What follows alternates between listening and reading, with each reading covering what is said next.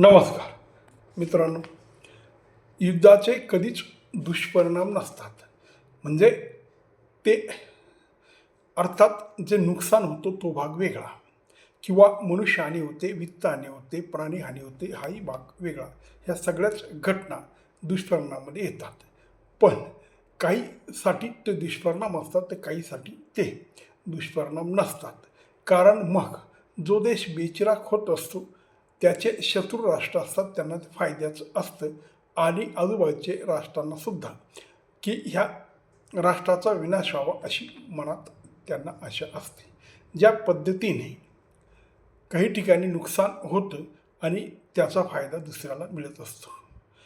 जसं युक्रेनवर रशियाने हल्ला केला आणि युक्रेन बेचिराख झाला, तर त्याचा फटका रशियाला बसला आणि युरोपलासुद्धा त्याचं नुकसान झालं. युक्रेनला तर झालंच झालं. मग यात रशिया मुळात दुर्बळ झाला आणि युरोपसुद्धा दुर्बळ झाला.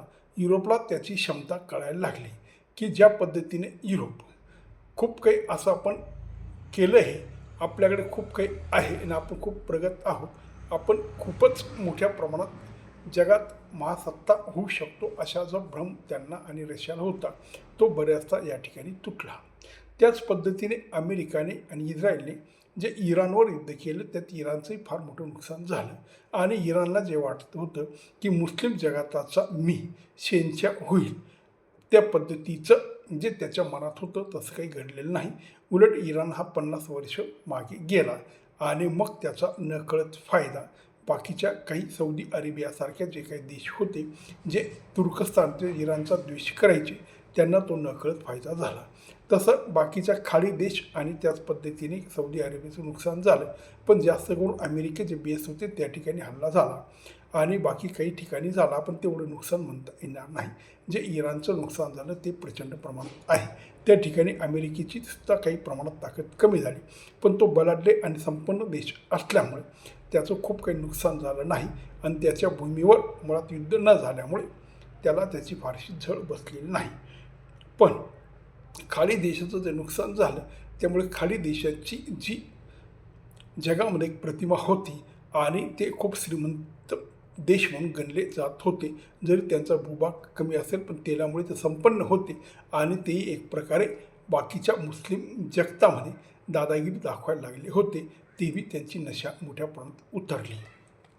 त्याच पद्धतीने यात इराण कमकुवत झाला, त्याचा नकळत फायदा सौदी आणि तुर्कस्तानला झाला असंच म्हणावं लागेल. म्हणजे जर एखादा देश बलवान असेल पण तो युद्धाच खैत लुटल्या गेलं, त्याचं नुकसान होतं, त्याचं दुर्बल असणारा देश पुढे बलवान होण्यामध्ये त्याला मदत मिळते आणि तो दुर्बल देश मग जो ताकदवान देश दुर्बल होतो त्याच्या नकळत त्याला तो फायदा जाणवायला लागतो. यात मुळात ताकद वाढली ती अमेरिका, चीन आणि भारताची. उद्याची महासत्ता म्हणून हे तीनच देश उरतात आणि जर त्या तैवानवर चीनने हल्ला केला तर मग चीन बी हा मोठ्या प्रमाणात बर्बाद होईल आणि त्याची बी जी महासत्ताकडे झेप आहे त्याला रिव्हर्स गिअर लागेल असं एकंदरीत वाटतं. म्हणून अजून चीन तैवानवर हल्ला करत नाही आणि वाटत नाही की भविष्यात तोही हल्ला करेल. पण हल्ला केला तर त्याचंही कंबरड मोडेल. म्हणजे आज जे जगात 4 महासत्ता आहेत त्याच्यात रशिया हा गेला आणि मग भारत, चीन आणि अमेरिकाच उरतात. अमेरिका अजून 4 युद्ध केले तरी त्याच्यात काही फरक पडणार नाही. पण चीनने भारताने एकही युद्ध कोणावर केलं तर त्याचं प्रचंड प्रमाणात नुकसान होईल. भारत अर्थात या भानगडीत सहसा पडत नाही. यदा कदाचित भारत आणि चीनचं युद्ध झालं तर दोघं महासत्ता म्हणून बाजूला फेकल्या जातील, मग फक्त अमेरिका एकच महासत्ता उरेल. पण तसं काही घडणार नाही असं एकंदरीत वाटतं. तेव्हा ज्या ज्या ठिकाणी युद्ध होतं त्याचे जे दुष्परिणाम होते ते देशाला भोगावे लागतात.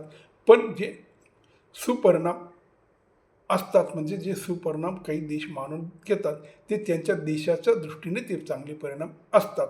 पण युद्ध हा शेवटी विनाशक खेळ आहे. त्या ठिकाणी मोठ्या प्रमाणात देशाचा विनाश होतो आणि तो देश मागे जातो.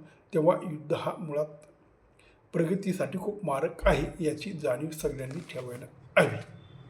नमस्कार.